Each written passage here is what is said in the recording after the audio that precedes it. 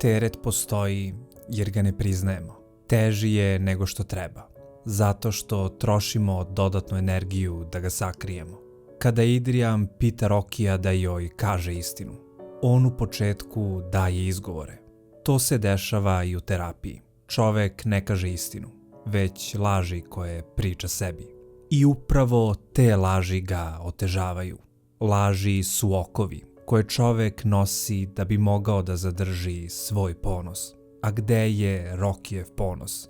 Rokijev ponos je u hrabrosti, u borbi, a njegova trenutna istina je da se plaši. Čak i kada treba da kaže istinu Adrian, on ne kaže smireno da je uplašen, već vikom, dranjem da je uplašen. On i dalje skriva svoj strah. On skriva svoju ranjivost i zato nije spontan. Plaši se da neko ne otkrije tu stranu.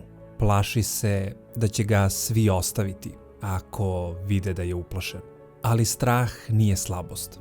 To je emocija kao i svaka druga. On ne čini čoveka manje vrednim, ali to je teško prihvatiti.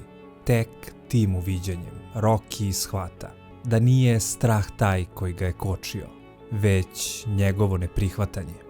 Nije ga kočio strah. Kočilo ga je to što nije mogao da ga prihvati.